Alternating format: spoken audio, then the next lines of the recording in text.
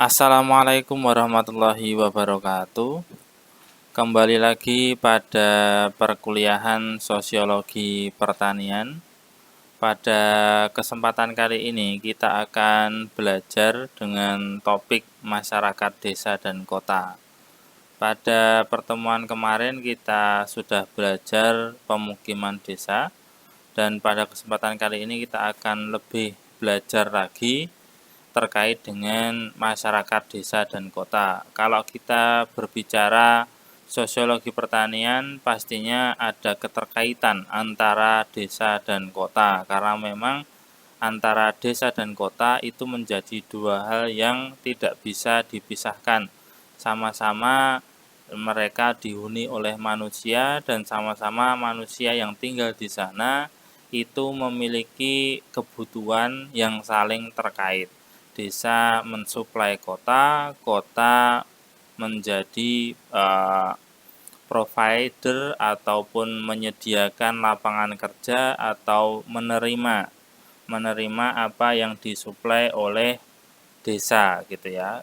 Suplai desa itu bisa banyak hal, bisa berupa bahan baku, bisa berupa tenaga kerja ataupun sumber daya lainnya. Oke, kita lanjutkan untuk pembahasan pada topik kali ini. Yang pertama, coba kita cermati apa yang kita artikan sebagai sebuah masyarakat. Kita sebut sebagai masyarakat ketika memang ada manusia yang berkumpul di sana, yang menetap gitu ya. Yang menetap lebih dari 2 ataupun 3, yang intinya banyak. Kalau di sana hanya terdiri oleh 1 atau 2 atau 3, itu terlalu sedikit. Ketika kita sebut sebagai masyarakat, itu pasti jumlahnya banyak. Dan mereka berkumpul atau menetap pada suatu daerah, dan ada norma atau aturan yang mengikat mereka. Kalau kita bicara tentang aturan, saya rasa ini tidak harus berupa aturan tertulis dari pemerintah ataupun undang-undang, tapi norma atau aturan masyarakat itu bisa berupa banyak hal. Bisa jadi aturan yang mengikat itu adalah ketika ada orang datang, itu harus atas persetujuan orang-orang yang ada di sana atau dan sebagainya. Terus kemudian ketika ada yang membutuhkan bantuan, yang lain harus membantu dan sebagainya. Dan aturan-aturan ini itu tidak harus tertulis, tapi terkadang memang norma-norma yang ada di dalam masyarakat itu sesuatu yang tidak tertulis tapi diakui dan dipatuhi oleh semua anggota masyarakat. Kemudian kita bicara tentang syarat timbulnya masyarakat. Yang pertama tadi sudah saya sampaikan, harus ada pengumpulan manusia yang banyak. Selanjutnya, telah bertempat tinggal di suatu daerah tertentu dalam waktu yang lama. Jadi kalau memang mereka itu menetap pada suatu daerah pada jangka waktu yang pendek, saya rasa tidak bisa disebut sebagai sebuah masyarakat. Masyarakat itu adalah tadi berkumpulnya manusia yang banyak, kemudian bertempat tinggal pada waktu atau kurun waktu yang lama, kemudian ada aturan yang mengatur untuk kepentingan bersama. Itu perlu dicermati. Kalau memang semisal, kenapa kok harus ditentukan waktunya harus lama? Karena ketika waktunya itu sedikit, waktunya itu pendek, biasanya tidak ada aturan yang mengatur. Biasanya mereka berkumpul sendiri-sendiri, dan mereka melakukan kegiatan sendiri-sendiri tanpa ada aturan yang mengatur. Tapi ketika manusia yang banyak itu berkumpul pada suatu tempat dan waktunya relatif lama, itu mereka nanti akan berdiskusi, akan berembuk, membuat sebuah aturan yang membuat kerja mereka lebih gampang, atau membuat kehidupan mereka tidak terganggu gitu ya, saling menghargai, tenggang rasa, saling membantu dan sebagainya. Selanjutnya, 4 prinsip hubungan yang mengikat kelompok manusia. Ini menurut Kuncoro Ningrat pada 1967. Saya rasa meskipun sumber yang kita ambil pada kesempatan kali ini adalah sumber yang relatif tua atau lama, tapi ini masih cukup relevan ketika kita memang ingin membahas terkait dengan hubungan yang mengikat kelompok manusia. Apa itu prinsipnya? Yang pertama, prinsip hubungan kekerabatan atau persekutuan hukum genealogis gitu ya. Gini, terkait dengan prinsip hubungan kekerabatan ini, saya rasa ada sebuah masyarakat di mana mereka itu membentuk masyarakat itu muncul dari adanya hubungan kekerabatan. Meskipun hubungan kekerabatan ini tidak langsung hubungan darah yang dekat gitu ya, semisal kakak, adik, atau paman. Tapi bisa jadi nenek moyang mereka itu adalah sama. Terus mereka membuat sebuah pemukiman dan membuat menjadi sebuah masyarakat di sana. Jadi ada prinsip hubungan kekerabatan. Selanjutnya prinsip hubungan tempat tinggal. Jadi ketika memang tempat tinggal mereka sama, itu bisa menjadi bagian dari prinsip hubungan tempat tinggal gitu ya. Selanjutnya ada prinsip tujuan khusus. Saya rasa masyarakat atau perkumpulan manusia banyak yang bertempat tinggal di suatu daerah kemudian memiliki aturan, saya rasa mereka memiliki tujuan yang khusus. Tujuan yang khusus apa? Ya bisa jadi mereka membuat masyarakat itu membuat aturan-aturan atau norma-norma itu karena ingin pekerjaan mereka lebih mudah gitu ya. Atau mungkin mereka membuat dalam masyarakat tersebut ada sub-sub kelompok. Apa itu? Contohnya semisal kelompok tani ataupun kelompok arisan dan sebagainya, dan itu nanti bisa menjadi tujuan khusus masyarakat di sana. Ya bisa berbentuk tujuan khusus secara sosial, biar keakraban mereka ada, tidak ada konflik dan sebagainya. Kemudian tujuan khusus secara ekonomi, ketika ada kelompok tani pastinya mereka bisa sharing terkait dengan masalah-masalah pertanian atau terkait dengan cara-cara pertanian yang mungkin satu sama lain bisa saling membantu. Selanjutnya adalah prinsip hubungan yang tidak timbul dalam masyarakat pedesaan itu sendiri, tetapi datang dari atas seperti adanya aturan-aturan, undang-undang yang dibuat pemerintah. Ya kita bisa ambil apa itu, ya adanya pengaturan terkait dengan masyarakat, apa itu biar mereka rukun, adanya rukun tangga RT, kemudian ada rukun warga, kemudian juga ada kemudian naik ke kelurahan dan sebagainya. Itu adalah prinsip hubungan yang tidak timbul dalam masyarakat tersebut tapi datang dari atas atau pemerintah yang lebih atas gitu ya. Selanjutnya kita bicara terkait dengan pengertian desa. Kalau desa ini adalah suatu kesatuan hukum di mana bertempat tinggal suatu masyarakat atau pemerintahan tersendiri. Jadi ketika memang ada masyarakat kemudian membuat suatu kesatuan hukum, di sana ada norma-norma, dan kalau sekarang itu kita ada yang namanya secara nama administratif gitu ya, ada desa, kemudian di sana ada lurah. Terus kemudian kalau di bawahnya ada dukuh atau dusun, di sana ada kepala dukuh atau kepala dusun, di bawahnya ada RT, RW dan sebagainya, itu menjadi suatu kesatuan hukum gitu ya. Kalau pada daerah-daerah pedalaman, saya rasa mereka juga memiliki hukum-hukum tertentu meskipun tidak tertulis.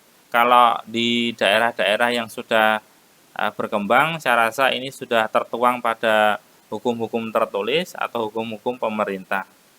Kalau menurut ahli lainnya, menurut Bintaro, desa merupakan perwujudan atau kesatuan geografi. Kenapa disebut sebagai persatuan geografi? Karena mereka tinggal pada satu tempat yang sama.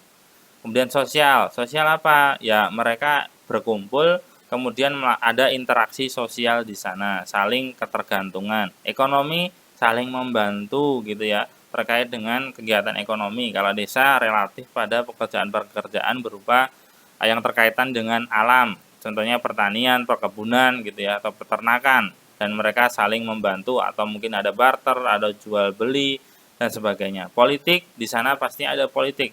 Politik di sini saya rasa teman-teman jangan sampai mengartikan seperti arti politik sempit, yaitu seperti bernegara gitu ya, ada partai, ada dan sebagainya. Enggak. Politik itu adalah suatu cara atau suatu upaya di mana untuk mempermudah mereka melakukan jalan-jalan tertentu gitu ya. Nah, ini di dalam masyarakat pastinya ada politik di sana, manajemen, pemerintahan dan sebagainya. Dan kultur atau budaya. Budaya saya rasa ini menjadi poin penting dalam sebuah pengertian desa itu gitu ya. Selanjutnya, kalau menurut ahli lainnya, menurut Paul Landis, desa adalah penduduknya yang kurang dari 2.500 jiwa dengan ciri-ciri punya pergaulan hidup yang saling mengenal. Saya rasa ini sudah kita bahas pada materi sebelumnya terkait dengan pemukiman desa. Ada pertalian perasaan, kemudian ada cara berusaha atau ekonomi. Yang memang secara umum mereka bergerak di bidang agraris gitu ya, atau pertanian. Selanjutnya kita bicara terkait dengan karakteristik masyarakat desa.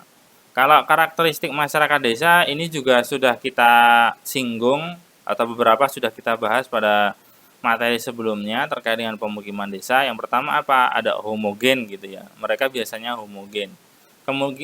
Kemudian menekankan anggota keluarga sebagai unit ekonomi. Nanti teman-teman ketika skripsi saya rasa ketika analisis ekonomi tenaga kerja itu ada dua, tenaga kerja dalam keluarga dan tenaga kerja luar keluarga. Kalau untuk menghitung penerimaan nanti beda sendiri, untuk menghitung keuntungan beda sendiri gitu ya. Harus diinkludkan mana anggota keluarga harus diinkludkan atau tidak, itu nanti menjadi analisis tersendiri. Oleh karena itu kecenderungan di desa itu memang anggota keluarga itu dimasukkan menjadi unit ekonomi atau menjadi tenaga kerja yang biasanya memang tidak dibayar. Selanjutnya, faktor geografis itu sangat berpengaruh. Ya, tentu saja faktor geografis itu sangat berpengaruh terkait dengan kedekatan mereka dengan sumber daya atau mungkin terkait dengan topografi dan sebagainya. Selanjutnya, hubungan sesama anggota masyarakat lebih intim, ya lebih dekat karena memang desa itu masyarakatnya cenderung mereka saling mengenal gitu ya. Dan pengertian karakteristik dari pakar lain nanti bisa dibaca kembali. Intinya memang masyarakat desa itu memiliki ciri khas tersendiri yang itu nanti menjadi pembeda dengan masyarakat kota. Kalau kota sendiri itu adalah suatu tempat yang kepadatan penduduknya tinggi. Rumah-rumahnya berkelompok kompak, mata pencarian penduduk relatif bukan pertanian ya. Mereka biasanya bekerja pada sektor industri, jasa, perdagangan, dan sebagainya. Sarana prasarana tersedia lengkap, seperti banyaknya bangunan-bangunan besar dan tinggi, perkantoran, jalan yang lebar dan baik, dan pusat pertokoan, tempat hiburan, jaringan listrik, dan jaringan air minum, dan sebagainya. Mereka lebih tersedia dengan baik, karena memang biasanya kota itu menjadi pusat ekonomi, pusat pemerintahan. Jadi pemerintah itu banyak fokus membangun fasilitas itu di kota karena mereka pejabat-pejabat, kemudian tenaga kerja pemerintahan itu banyak tersentral di kota dan juga menjadi pusat ekonomi. Otomatis ketika mereka ingin menggait investor itu mereka melihat kota itu bagaimana, apakah mudah dijangkau, apakah fasilitas tersedia dengan baik, pastinya investor akan melihat di sana. Oleh karena itu biasanya pemerintah itu banyak memfokuskan pembangunan di kota. Kalau sejarah terbentuknya kota itu ada masa pramodernisasi. Kalau di masa pramodernisasi itu kota relatif, kalau teman-teman melihat film-film cowboy gitu ya, itu juga ada kota-kota seperti itu ya, ada perkumpulan pemukiman, kemudian di situ menjadi pusat ekonomi dan pusat pemerintahan dan sebagainya. Tapi dari sisi modernisasi itu belum tampak, gitu ya. Tapi sudah menjadi perkumpulan atau menjadi sentra ekonomi, kepadatan penduduknya tinggi, gitu ya. Dan fasilitas-fasilitas juga sudah tersedia dengan baik itu pada masa pramodernisasi. Selanjutnya kalau kota pada masa modernisasi itu ya kita bisa lihat pada masa-masa 1900-an gitu ya. Saya rasa 1800-an sudah mulai dan itu berkembang lebih ketika masa-masa 1900 di mana kota-kota itu sudah lebih berkembang dengan adanya modernisasi. Selanjutnya pada tahap globalisasi, ini kota lebih berkembang lagi karena memang pada tahap modernisasi itu kota sangat berkembang, tapi cakupannya lebih ke sisi masih regional ataupun nasional. Banyak urbanisasi atau migrasi penduduk dari desa ke kota, tapi levelnya masih di level regional ataupun nasional. Tapi ketika kita sudah masuk pada tahap kota tahap globalisasi itu levelnya sudah internasional, di mana banyak investor yang masuk, banyak tenaga kerja luar yang masuk, kemudian membangun banyak hal di kota-kota itu karena menjadi bagian dari proses globalisasi atau pertukaran, perdagangan dan sebagainya antar negara gitu ya. Tidak ada batas di sana dan ini membuat perkembangan kota semakin pesat. Dan fasilitas-fasilitas yang disediakan tidak terbatas hanya untuk lokal saja atau mungkin selera lokal, tapi juga dibuat untuk selera internasional juga karena memang banyak pendatang dari luar negeri. Ciri-ciri sosial masyarakat kota di sana masyarakatnya lebih heterogen, apalagi sudah masuk pada tahap globalisasi itu lebih heterogen lagi. Kalau melihat dari sisi nasional pastinya orang-orang dari berbagai daerah. Kalau di Jakarta kita bisa lihat mulai dari Sabang sampai Merauke, saya rasa orang-orang banyak yang ada di Jakarta, kita bisa temukan di Jakarta.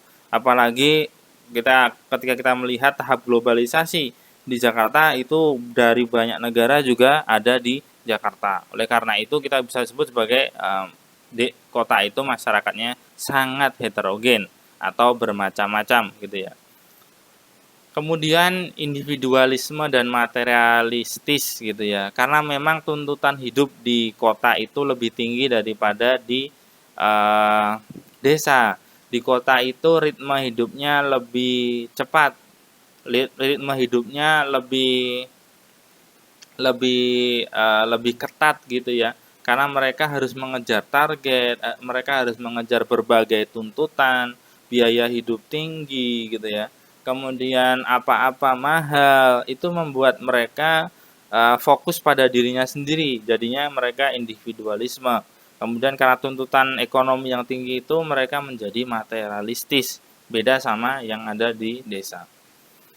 Toleransi sosial lebih rendah ya, tadi individualisme gitu ya, karena individualisme mereka selfish gitu ya, membuat toleransi sosial lebih rendah. Kemudian jarak sosial interaksi sosial ya biasanya sebatas pada hubungan kerja. Kalau hubungan yang lebih intim atau hubungan yang semisal pertemanan yang lebih dalam itu biasanya terbatas pada orang-orang yang memang sudah punya histori pertemanan, semisal teman SMA, teman SMP, teman SD dan sebagainya gitu ya. Kemudian penilaian sosial itu juga muncul, saya rasa relatif berbeda gitu ya antara masyarakat desa dengan masyarakat kota terkait dengan penilaian sosial. Mereka menilai orang lain bagaimana gitu. Selanjutnya terkait dengan perbedaan interaksi sosial masyarakat desa dan kota. Area kontak masyarakat pedesaan lebih sempit dan terbatas daripada masyarakat perkotaan ya. Otomatis ya karena mereka homogen. Kemudian totalitas kontak yang dilakukan masyarakat pedesaan bersifat langsung atau face to face, sedangkan masyarakat kota mempunyai hubungan yang tidak langsung. Ini relatif ya, karena memang di desa itu beberapa teknologi komunikasinya belum semaju di kota. Selanjutnya, kontak di pedesaan bersifat personal, sedang di kota bersifat impersonal. Karena memang di desa itu kan saling mengenal, jadi kontaknya itu bersifat personal. Selanjutnya, Faktor yang mempengaruhi interaksi desa dan kota itu adanya wilayah yang saling melengkapi, komplementari ya, regional komplementari. Tadi sudah di halaman judul sudah sedikit saya singgung bahwasanya memang desa dan kota itu punya interaksi yang erat, apalagi terkait dengan tenaga kerja, sumber daya dan sebagainya, aliran uang dan sebagainya. Adanya kesempatan untuk saling intervensi gitu ya antara desa dan kota itu mereka bisa saling intervensi. Desa bisa intervensi kota karena memang desa menyediakan banyak sumber daya, kota juga bisa intervensi desa karena misal kota itu menyediakan aliran uang dan sebagainya. Selanjutnya adanya kemudahan transfer atau pemindahan dalam ruang gitu ya. Karena memang biasanya jalur antara desa dengan kota itu dibuat agar memang aliran barang, aliran jasa itu lebih mudah. Ciri pembeda kehidupan masyarakat desa dan kota itu pentingnya kelompok inti dan peranan kelompok inti di kalangan penduduk desa. Jadi kalau di desa itu biasanya ada motor penggerak, generator, kelompok inti yang menggerakkan masyarakat tersebut. Selanjutnya ada masyarakat desa saling kenal secara akrab. Memang karena memang mereka homogen dan kontak mereka secara personal biasanya. Kemudian adanya homogenitas dalam mata pencarian, kelas sosial, latar belakang etnis dan ideologi, homogen tadi ya. Hubungan masyarakat desa dan kota, nah tadi sudah saya jelaskan ini terjadi secara alami. Alami kenapa? Ya karena memang saling membutuhkan, otomatis akan terjadi. Saling menyediakan, ada yang menyediakan aliran uang, ada yang menyediakan aliran sumber daya gitu ya. Coba kita simpulkan terkait dengan perbedaan masyarakat desa dan kota. Yang pertama, terkait dengan jumlah dan kepadatan penduduk. Desa lebih renggang, kemudian kota lebih padat. Lingkungan hidup, desa itu lebih asri, kota itu lebih mungkin banyak kurang asri gitu ya, karena mereka lebih didominasi oleh gedung-gedung. Mata pencaharian, desa lebih ke sisi yang ketergantungan terhadap alam, pertanian, perkebunan, kemudian peternakan. Kalau di kota itu lebih ke sisi industri, jasa, kemudian industri, jasa, perdagangan dan sebagainya. Corak kehidupan sosial tadi ya ada kalau di kota itu individualisme, kalau di desa itu kontaknya lebih personal, tenggang rasanya tinggi. Stratifikasi sosial di kota itu lebih tinggi karena memang mereka tuntutannya banyak dan kalangan atau kelompok manusianya banyak yang berbeda.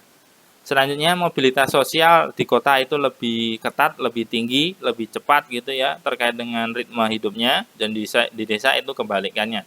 Pola interaksi sosial itu juga berbeda polanya. Kalau di desa itu lebih ke sisi personal, kalau di kota itu lebih ke sisi bisnis atau berbeda lagi. Solidaritas sosial tadi ya di kota itu lebih rendah daripada di desa. Kemudian kedudukan dan hierarki di sistem pemerintahan itu juga saya rasa kota itu lebih banyak mendapatkan perhatian daripada desa karena memang kota itu menjadi pusat ekonomi dan pusat pemerintahan, dan itu menjadi wajah dari pemerintah di sana. Jadi mereka banyak memfokuskan pembangunan di kota. Coba kita lihat contoh dari pertumbuhan desa dan kota. Kalau di gambar sebelah kiri ini adalah perkembangan desa dan kota di Amerika gitu ya. Kita coba lihat garis ungu ini adalah pertumbuhan penduduk, pertumbuhan populasi di desa. Ini sangat menurun drastis gitu ya dibandingkan pertumbuhan populasi di kota. Kita bisa lihat karena memang banyak, apalagi anak-anak muda zaman sekarang, kaum milenial itu banyak mencoba atau lebih cocok hidup di kota karena apa-apa ada, teknologi maju dan sebagainya. Kalau di desa mereka harus lebih bekerja keras. Meskipun di kota juga bekerja keras, tapi tipikal kerja kerasnya itu berbeda. Jadi banyak kaum milenial atau anak-anak muda sekarang yang lebih cocok atau lebih memilih untuk bekerja di sektor-sektor yang non pertanian atau sektor-sektor yang tidak mengandalkan fisik. Ya, bisa jadi di industri, di manajemen, di perbankan, di perdagangan atau di jasa gitu ya. Kalau kita bandingkan di Indonesia, Kalau di Indonesia itu memang pertumbuhan penduduk di desa itu uh, awalnya memang naik tapi terus turun ya. Pada awal-awal 1971 sampai 1980 itu memang naik, tapi rata di tahun 1990 dan 2000 sampai 2010. Saya rasa untuk periode 2010 ke atas itu lebih menurun di penduduk desa karena banyak proses urbanisasi di kota. Kita lihat coba di garis merah. Garis merah ini adalah pertumbuhan penduduk di kota. Ini sangat naik drastis, apalagi di periode-periode lebih dari 2010 itu lebih naik drastis. Ini faktor dari tadi ya, kecenderungan anak-anak muda, kecenderungan generasi sekarang itu lebih cocok untuk bekerja di luar pertanian karena memang dari sisi ekonomi itu lebih menjanjikan, dari prestis itu lebih prestis gitu ya. Jadi mereka memutuskan untuk urbanisasi, atau mungkin dari pekerjaan mereka melihat di kota itu lebih banyak pekerjaannya. Jadi mereka bermigrasi ke kota atau proses urbanisasi. Ini coba saya ambil dari sebuah artikel karya Li Bangma gitu ya, tahun 2019 terkait dengan hubungan antara desa dan kota. Hubungan desa dan kota itu merupakan hubungan yang dasar gitu ya, terkait dengan perkembangan sosial manusia.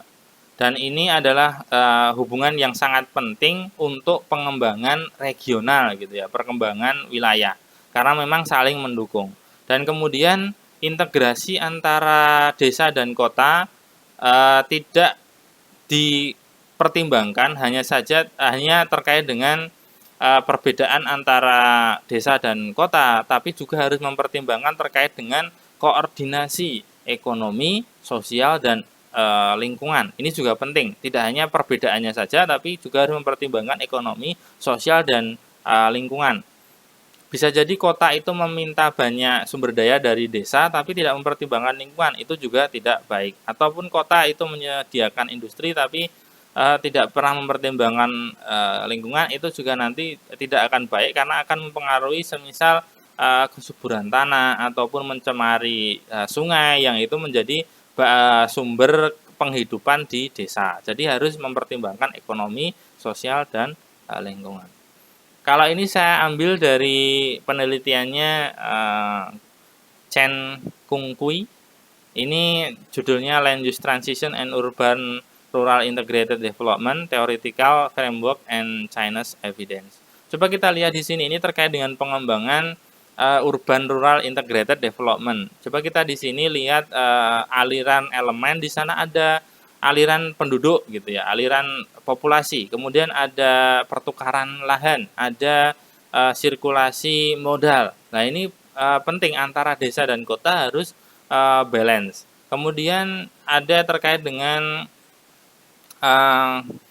keadilan atau kesesuaian antara urban dan rural. Di sana ada terkait dengan keadilan terkait dengan samanya pembayaran gitu ataupun gaji, agar memang di desa itu nanti tidak terlalu banyak orang yang migrasi ke kota. Kalau memang gaji di desa itu tidak terlalu jauh dari kota, itu nanti urbanisasi ataupun migrasi orang dari desa ke kota itu nanti bisa dicegah.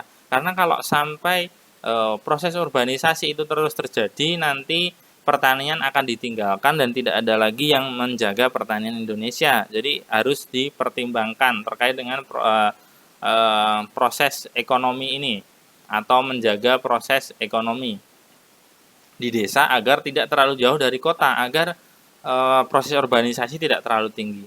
Kemudian harga lahan itu juga disamakan. Ya memang ini agak susah ya, harga lahan di kota itu sangat lebih tinggi dari desa, tapi ketika ini mencoba untuk disamakan, itu nanti juga bisa menjadi pembentung dari proses urbanisasi agar memang pengembangan urban rural ini bisa berkembang dengan baik. Nah, ini equal development rights. Nah, ini agak susah ya.